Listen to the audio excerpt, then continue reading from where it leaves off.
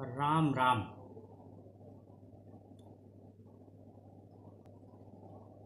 आप किसी को कुएं के पास जाने के खतरे से आगाह कर सकते हैं, किंतु उसे कुएं में गिरने से बचा नहीं सकते। यदि उसने गिरने का निश्चय कर लिया है तो वह किसी न किसी समय अवश्य उसमें जाकर के गिर जाएगा।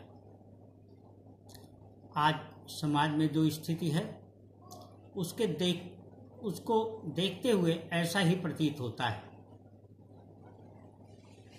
दरअसल जिसको हम बुद्धि कहते हैं, बुद्धि का संबंध हमारे पूर्वजों के रक्त वर्ग से है। बुद्धिमत्ता यों ही नहीं आ जाती। बुद्धिमत्ता अनेक पीढ़ियों के बाद दूसरी पीढ़ी और आगे की पीढ़ियों में स्थानांतरित होते हुए निरंतर परिष्कृत होती जाती है, किंतु यह उल्टी दिशा में भी चल सकती है। इसके बारे में वैज्ञानिकों का कहना है कि इसकी वजह क्रॉस नस्ल है। नस्ल में जब भी विसंगति पैदा होगी, ऐसी स्थितियां उत्पन्न होंगी। ये मुमकिन है कि ठीक दूसरी पीढ़ी में, दूसरी, तीसरी, चौथी पीढ़ी में उसका असर उस रूप में न देखने को मिले। ज्ञान अपरिमित है। संसार में जितना ज्ञान है उसका बमुश्किल 7% तक इस धरती पर उत्पन्न हुए अब तक किसी भी व्यक्ति ने अधिकतम इस्तेमाल किया है।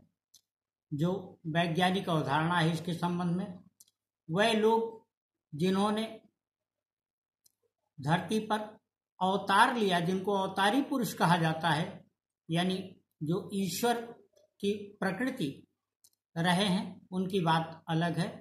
राम, कृष्ण या उसके बाद अनेक जो महात्मा हुए, सिद्ध पुरुष हुए, उनकी बातें और हैं।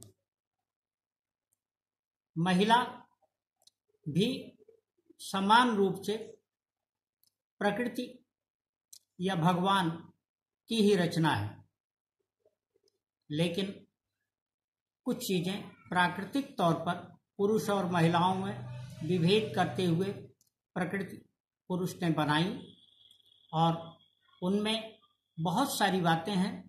लेकिन एक मुख्य बात है जो सामान्यतया रोज बरोज के व्यवहार में है, और वह ये कि देखने में आया है और मेरा स्वानुभव भी है कि आप किसी भी पुरुष को अपनी कोई बात वो अधूरी हो, अपरिपक्व हो, कह सकते हैं, और बहुत हद तक संभव होता है कि वह बुद्धिमान से बुद्धिमान व्यक्ति भी हो, उसको उसी रूप में स्वीकार कर लेता है, इसलिए कि वह उसको परिष्कृत करने के बारे में पहले से विश्वस्त होता है।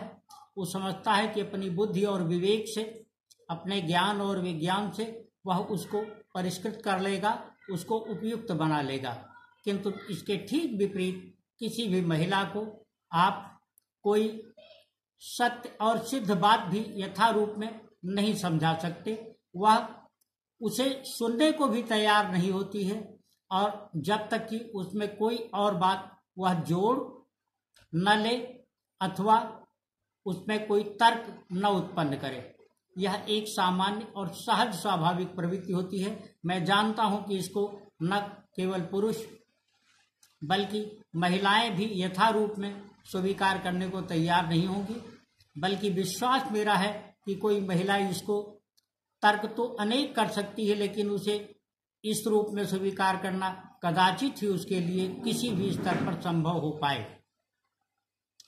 इसके ठीक विपरीत आज समाज में जो कुछ हो रहा है, खास करके वर्तमान हालात में, उस संदर्भ में विचार करें तो यही स्थिति समाज के एक बड़े उस वर्ग की है जो हर चीज को अपने तरीके से करने के लिए प्रवृत्त है, जबकि उसके ठीक विपरीत बहुत बड़ी तादाद में देश में लोग आज जो व्यवस्था अनुकूल बात है उसके अनुसार अपने जीवन को व्यवहार दे रहे हैं और उसके अनुकूल अपने जीवन को वो बरप रहे हैं। इसको व्यापरना कहते हैं, व्यवहार में लाना, और वो उसी तरीके से अपने जीवन में व्यवहार में ला रहे हैं। वह चाहे लॉकडाउन की स्थिति हो, चाहे घर में अपने सीमित रहने की स्थिति हो, चाहे दूसरे से संपर्क की स्थिति हो, उन्होंने उसको यथारूप स्वीकार कर लिया है। इसके ठीक विपरीत समाज का एक ऐसा वर्ग भी है जो उसको किसी भी रूप में मानने के लिए तैयार नहीं है। यह तो एक बात हुई, लेकिन इस संबंध में अगर वैज्ञानिक ढंग से विचार करें, इसको सुसंगत और बुद्धिमत्तापूर्ण ढंग से देखते हुए विचार करें, तो हम पाएंगे कि पहले से ही कदाचित हमारे पूर्वजों ने यह मान रखा है। गोस्वामी तुलसीदास जी ने लिखा है कि संत हंस गुण गाहि परिहर वार विकार।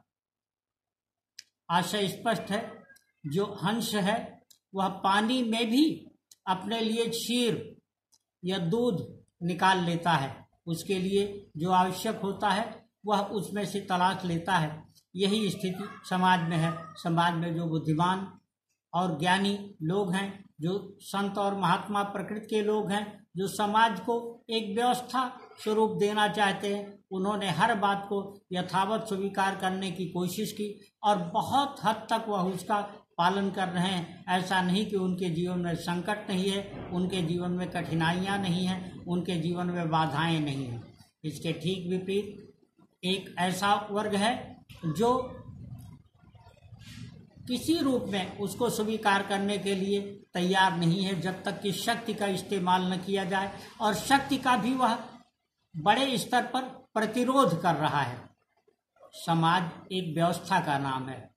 कोई भी व्यवस्था अच्छी से अच्छी, कितनी भी सुसंगत क्यों न बना दी जाए, कितनी भी परिष्कृत क्यों न बना दी जाए, वह तभी सफल हो सकती है जब संपूर्ण समाज उसमें यथारूप में सहयोग करे। व्यवस्था को बनाया जाना महत्वपूर्ण नहीं है, महत्वपूर्ण किसी व्यवस्था का परिपालन होता है, उस व्यवस्था को का अनुसरण करना होता है।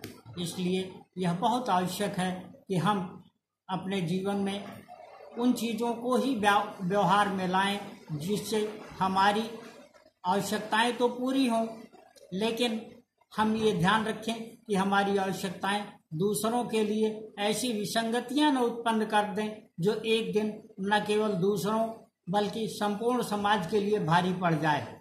इस दृष्टि से यह ध्यान देने की आवश्यकता है कि किसी भी रूप में हम अपने संसाधनों को, अपनी सीमाओं को, अपनी मर्यादा को और अपने व्यवहार को समझें और उसको सुसंगत दृष्टि से योग में लाएं।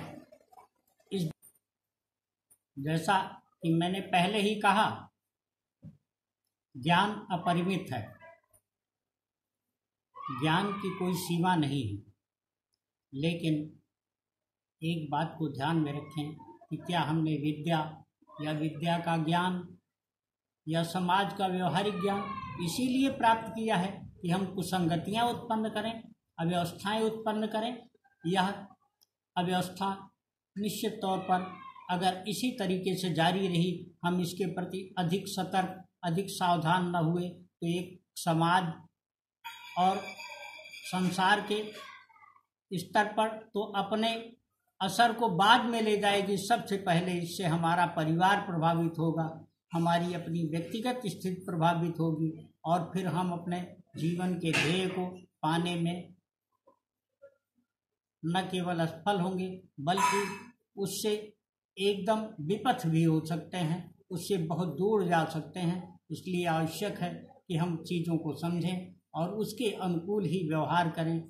राम राम।